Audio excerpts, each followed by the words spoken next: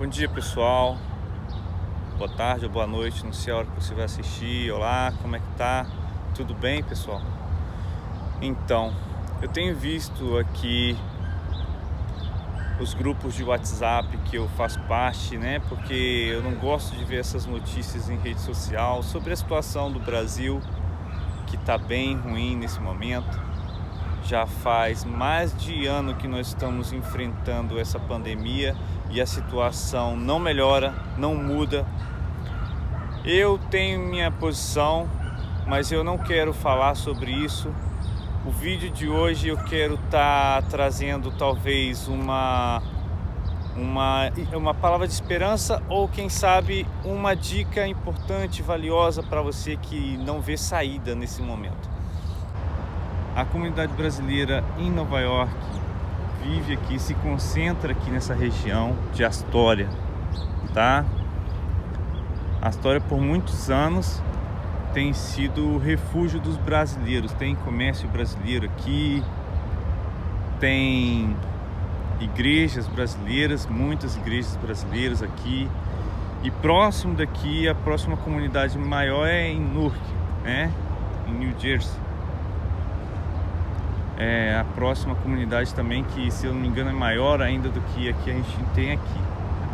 Mas o vídeo de hoje eu quero falar sobre a minha vinda. Quando foi que eu decidi, como foi que isso aconteceu, quando eu decidi vir para cá, para os Estados Unidos, como isso aconteceu, como que eu procedi, como que foram os primeiros passos. Eu estava no meu trabalho, eu tinha uma vida razoavelmente confortável no Brasil, mas eu vivia no Espírito Santo, quando em 2017 teve uma greve da PM. Eu sempre gosto de citar isso porque isso mexeu muito com a sociedade, na época. E o Espírito Santo em geral ficou um clima muito tenso. Eu tinha um pequeno comércio e quebrou meu comércio, não só o meu, como de quase todo o estado. Quebrou o estado na época, essa greve, e a violência se multiplicou.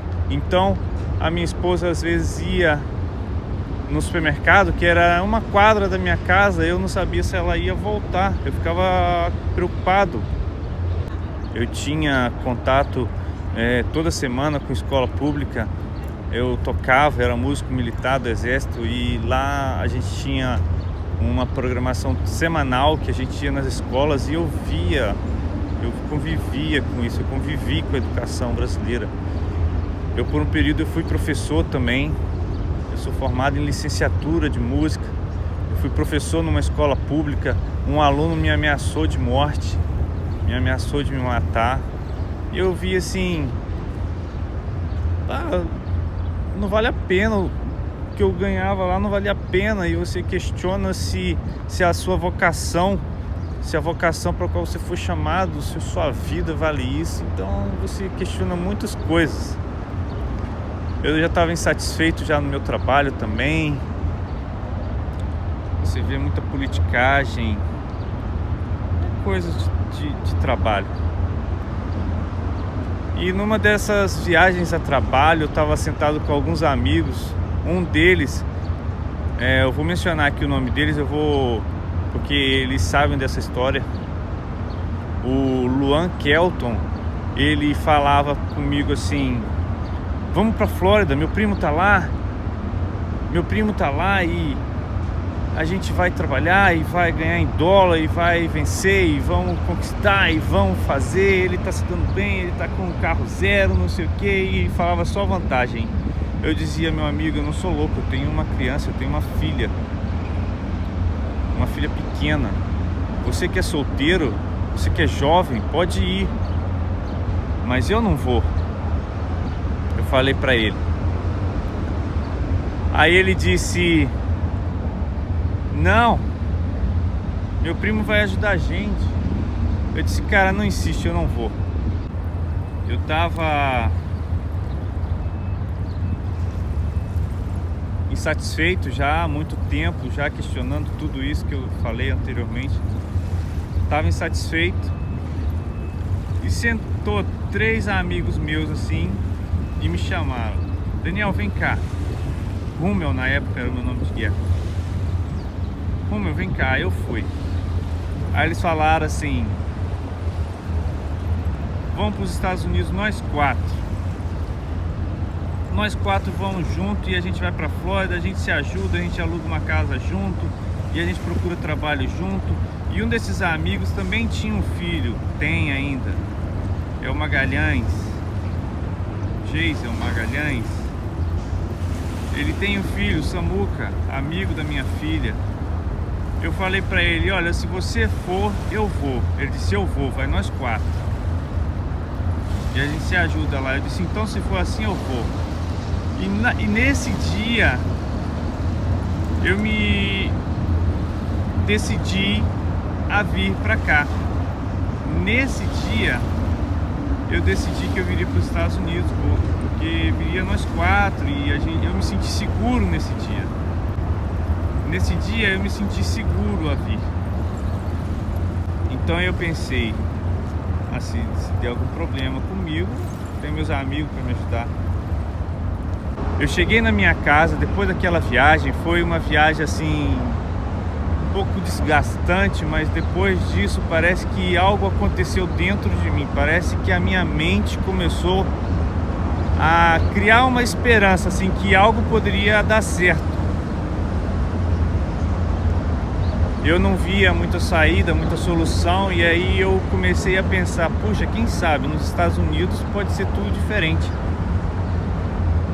E aí eu cheguei na minha casa e falei para minha esposa assim: amor, se prepara que nós vamos para os Estados Unidos. E já tem data, vai ser em maio do ano que vem. Será junho ou julho, não me lembro, eu tenho que olhar. Mas eu cheguei em casa e comecei a pesquisar. Primeira coisa que eu fiz, entrei na internet e fui pesquisar a cidade para onde a gente estava planejando ir. A cidade que a gente estava planejando ir, eu olhei fotos da cidade, mostrei para minha mulher, ficamos assim naquela empolgação. Minha esposa não acreditou, mas eu fiquei numa empolgação desde aquele dia. Eu fiquei numa empolgação enorme. Eu olhei fotos da cidade, olhei as cidades vizinhas, olhei o estado da Flórida. E a partir dali eu comecei a pesquisar. Pesquisei sobre trabalho, pesquisei sobre cultura, o custo de vida, a qualidade de vida, escola, hospital, os trabalhos que estariam disponíveis para mim. E eu comecei a pesquisar de tudo, todos os dias. Eu ia para o trabalho, chegava em casa e ia pesquisar sobre vida na América. Olhei vários canais, olhei o canal Perguntas, Família Santos, eu olhei muitos canais, a Talent, olhei muitos canais de Orlando, canais da Flórida, canais dos Estados Unidos. Olhava de tudo.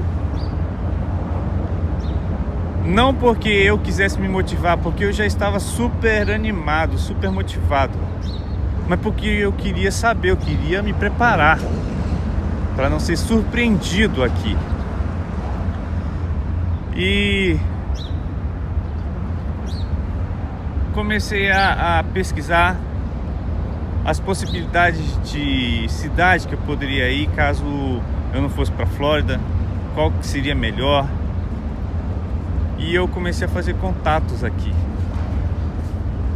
Eu lembro que um amigo começou a dar sinais de que poderia não vir. Então eu pensei: puxa, se não der certo a Flórida, onde pode ser que a gente vai? Aí eu tinha um amigo de muitos anos que estava vivendo em Nova York, aqui no Queens, e eu comecei a falar com ele, descobri outros amigos aqui nos Estados Unidos, comecei a fazer contato com todos, porque você tem que fazer essas conexões, você precisa fazer conexões. É o povo brasileiro que se ajuda aqui quando a gente chega. Tem muita gente que se frustra, decepções com os amigos, mas você precisa de um apoio.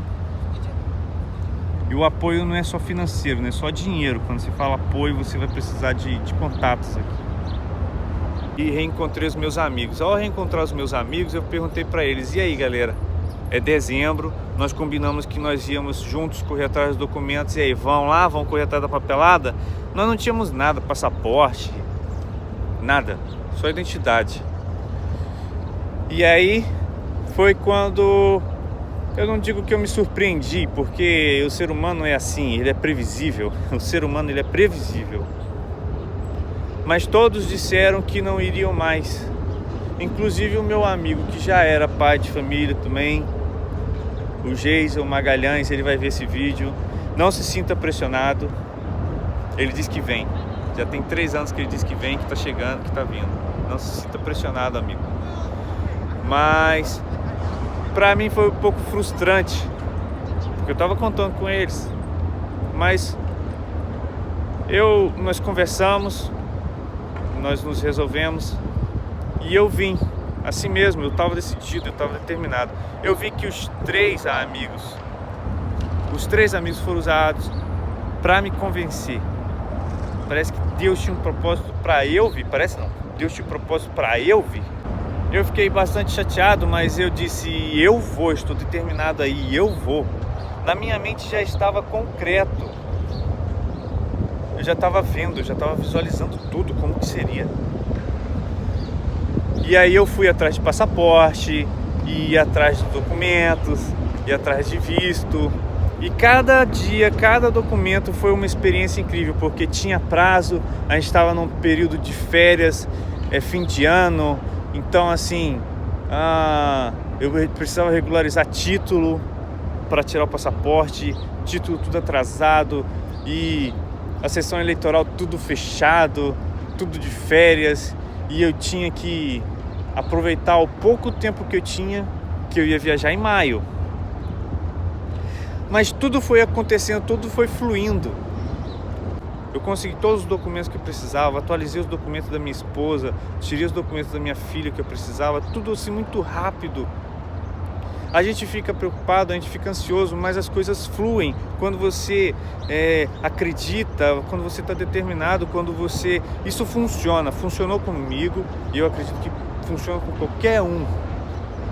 É a fé que move as montanhas. Aquela fé que Jesus ensinou, eu estava exercendo essa fé, atraindo tudo, e tudo estava acontecendo, tudo fluiu perfeitamente.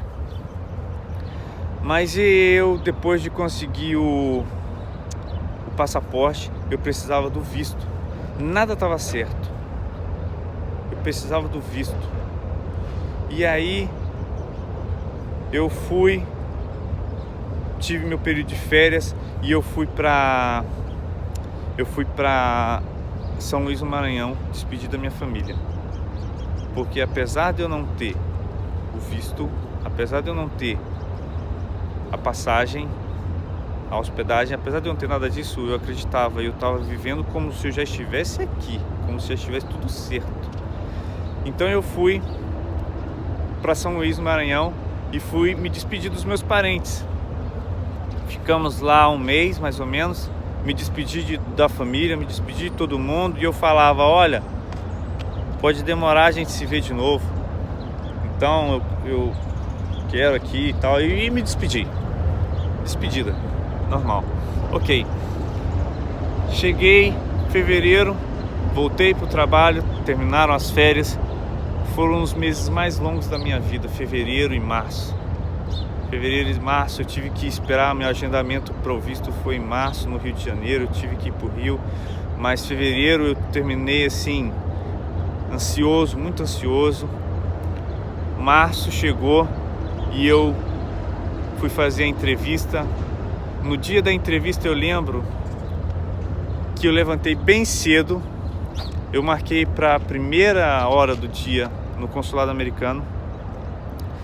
Eu fui correr na Lagoa da Jança, Lagoa uma lagoa famosa do Rio, fui correr e passei em frente aonde eu ia, onde eu tinha feito o consulado ali. Passei ali em frente, eu vi que já tinha gente na fila. Eu disse, uau, o pessoal tá ansioso. Eu disse, eu vou ficar tranquilo, eu não vou ficar assim. Eu vou terminar minha corrida e vou chegar aqui no horário agendado. Eu não vou chegar antes, eu vou chegar aqui 15 minutos antes e vou ficar tranquilo. Corri, fiz minha corridinha, tirei foto. E aí voltei para o hotel onde nós estávamos hospedados. Falei com minha esposa, eu passei lá em frente, já tinha gente, já tinha fila. Ela disse, não, nosso horário é tal, a gente chega no nosso horário. Eu disse, é isso mesmo, tá agendado. Disse que não precisa chegar tanto tempo antes assim. Só que as pessoas ficam muito ansiosas. E aí nós fomos. Chegou nessa hora, como a gente estava com o bebê de colo, minha filha era pequena, eles nos colocaram na frente da fila. Então nós chegamos e fomos atendidos muito rápido, muito bem, muito rápido. Não deu 10 minutos, 15 minutos que nós chegamos, nós já estávamos saindo. Nós chegamos, fomos para frente da fila, nos colocaram na frente. Depois a gente entra, é atendido muito rápido e vai embora. E aí depois dali você tem que ir para outro lugar. Nesse primeiro você coleta as digitais e no outro você faz a entrevista. Para ir para a entrevista tinha um intervalo de 2 horas. Eu fui passear perto ali, né? Eu disse, não, vamos dar uma voltinha para não ficar nervoso, para não ficar ansioso demais. Eu fui passear, dei uma volta na praça, tiramos mais foto. Aí a minha esposa, não, você tá tranquilo demais, a gente já tá quase em cima da hora. Aí eu disse, não, então vamos para lá. E a gente foi. Quando chegamos lá, tinha fila que dava volta no quarteirão. Fila gigante. E a gente, a mesma situação, com criança de colo. O funcionário nos colocou na frente da fila. Não, vocês estão com criança, pode entrar. A gente já chegou, entrou. E lá dentro você senta e espera mais um pouco, sentadinho lá de boa. Fica tranquilo. Mente sã, mente tranquila. Esvazia a mente e fica tranquilo. Concentra no que você tem que falar. A gente tem que confirmar as informações do formulário que a gente preenche antes. É só confirmar as informações, sendo sempre honesto, porque eles têm tudo no sistema deles. Não adianta você querer inventar, você mentir, não adianta. Então assim, procura ser honesto, procura ser preciso com o que você preencheu no formulário, na DS, porque eles vão checar e eles vão te perguntar em cima do seu formulário. Ok, fizemos a entrevista, foi muito tranquilo assim, né? Porque eu estava certo, eu estava confiante de que nós íamos conseguir. Só que eu achava que ela ia fazer 3 perguntas, ela fez 5. Quando ela passou para a 5ª pergunta, aí eu comecei a ficar um pouco preocupado assim. Mas no fim da entrevista ela disse assim, visto aprovado, bem-vindo aos Estados Unidos. Quando ela falou isso, eu fiquei assim, ok, sem saber, sem entender muito bem. Ela disse, vocês conseguiram, podem ir. Eu peguei minha esposa e minha filha, virei as costas e disse, vamos sair daqui correndo bem rápido, sem olhar para trás. Para eles não se arrependerem. Às vezes não iam se arrepender, porque era certo que nós íamos chegar. Só que aí começou a minha busca por passagem, por hospedagem e por outras informações mais precisas que você vai ver só depois que você consegue o visto, né? E depois do visto foi aquela saga para pesquisar passagem, foi aquela saga para procurar hotel, e a gente já tinha planejado que viríamos para Nova York, porém nós íamos passar antes em Orlando. Em Orlando nós ficamos 10 dias antes de vir para Nova York. Quando nós chegamos no aeroporto, aí tem a questão da imigração no aeroporto. Todo mundo fala, você vai ficar, te faz aquela pressão psicológica, mas eu estava certo que eu ia passar. Eu estava confiante. E foi assim, quando nós chegamos no aeroporto, Aí não tem mais aquela regalia de com criança de colo você passar na frente não. Lá nos Estados Unidos a história é outra, não existe prioridade assim não. Ficamos na fila, uma fila gigantesca esperando com criança de colo, mas esperamos, foi um voo tranquilo. Chegamos, só o nosso voo, não tinha tanta gente assim, foi só o nosso voo que nós tivemos que esperar. Então eles na imigração perguntaram onde você vai ficar, qual o motivo da sua vinda, quantos dias você vai ficar, quanto dinheiro você tem. Foram perguntas bem objetivas, e você responde objetivo, não explica, não inventa, só responde o que você precisa e pronto. Chegando na hora de pegar a mala, passamos pela imigração, aí minha esposa falou assim: onde que é a imigração? Eu disse: já foi. Ah, onde que é a salinha? Eu disse: não tem salinha para nós, vamos embora, vamos pegar nossas malas e vamos sair daqui. E ela ficou assim: já passamos? Eu disse: já passamos. Foi uma alegria muito grande quando nós passamos, mas eu queria pegar as minhas malas e sair daquele aeroporto. Quando nós saímos do aeroporto, aí sim eu disse: agora eu tô na América, agora daqui eu não saio mais. Você entende? Então esse é o sentimento. Depois que você entra, aí que você vai cair a ficha, aí que você vai refletir, aí que você vai relaxar, e aí que você começa a viver o sonho que você tinha planejado por tanto tempo. E eu posso dizer que não foi como eu mentalizei, não foi como eu planejei, foi muito melhor, porque depois eu tive as minhas experiências aqui que me deixaram muito mais forte, muito mais preparado, muito mais experiente, muito mais maduro. Então, eu quero deixar aí esse vídeo para você se inspirar, criar uma esperança. Meus planos não eram de vir para os Estados Unidos. Eu estava terminando a minha faculdade na época e eu ia começar a me preparar para concurso público. O concurso da PRF era o meu sonho. O concurso da PRF sempre foi o meu sonho e eu ia começar a batalhar por ele. Mas aprove a Deus me trazer para cá. E eis-me aqui, vivendo um sonho, vivendo um propósito, com minha família, com segurança, com qualidade de vida. Eu não sei o que é qualidade de vida para você, mas para mim, eu poder ir no supermercado à noite, eu tenho supermercado 24 horas perto da minha casa, eu posso ir desarmado, eu posso ir filmando celular na mão, posso ir ligando, posso ir com dinheiro no bolso, que eu tenho tranquilidade para saber que eu vou e vou voltar tranquilo, seguro. Minha esposa pode ir trabalhar tranquila.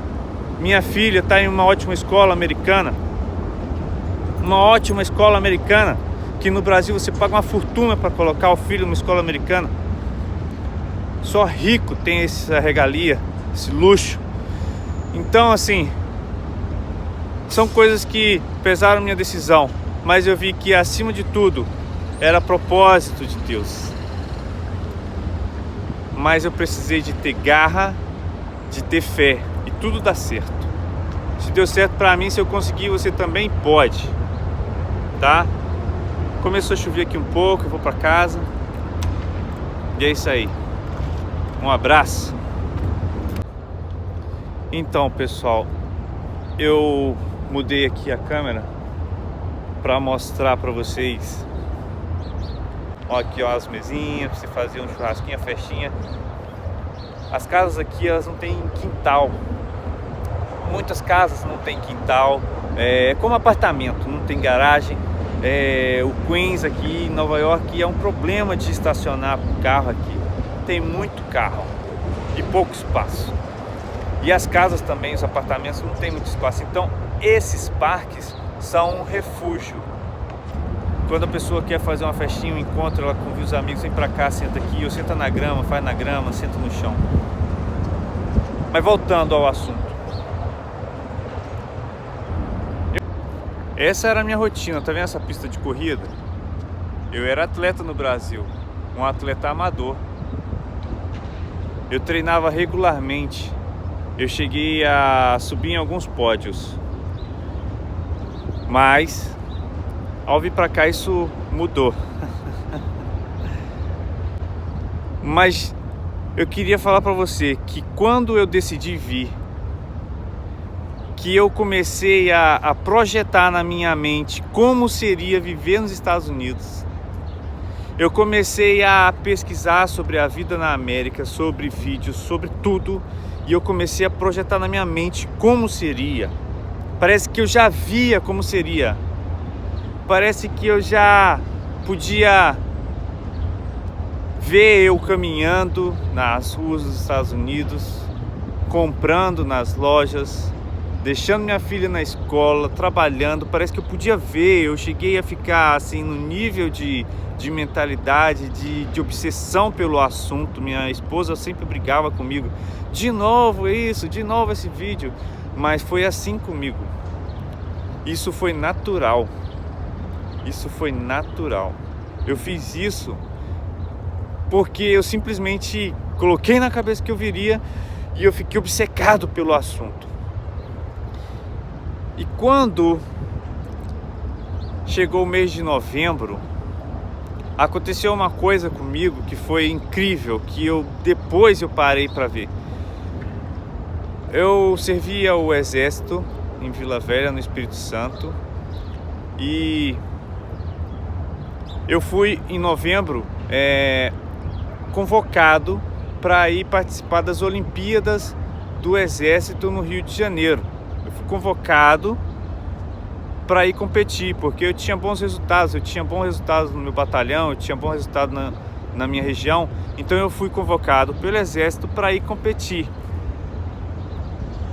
Era o meu sonho conhecer a SpaceX. Quem é militar sabe do que eu estou falando. Quem é militar do Exército sabe do que eu estou falando. Da escola de educação física do Exército. Era o meu sonho conhecer. Só uma pessoa sabia desse meu sonho, Deus. Só Deus sabia desse meu sonho. Mas Deus permitiu eu realizar esse sonho antes de vir embora para os Estados Unidos. Eu fiquei um mês hospedado de graça, comendo de graça e treinando. Só treinava 30 dias. Eu tive uma vida de atleta.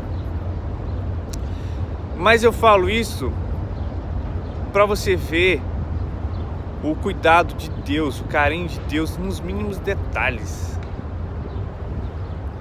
Deus é maravilhoso. Eu não forcei para isso acontecer, simplesmente aconteceu naturalmente na minha vida. Eu passei 30 dias comendo, bebendo e treinando. A vida dos sonhos para mim, que era o que eu queria. Conheci alguns atletas profissionais de alto nível. Meu resultado na Olimpíada, eu acabei não competindo. No final eu não competi porque eu fiquei nas eliminatórias. Eu fiquei nas eliminatórias, mas eu me alegrei tanto de estar ali. Para mim já valeu a experiência. Dessa vez eu não fui pro pódio, que eu estava competindo realmente com atletas de alto rendimento. E eu já estava com a cabeça nos Estados Unidos, eu não estava mais com a cabeça nos treinos. Eu só estava ali curtindo o meu momento de despedida. Começou ali o meu momento de despedida.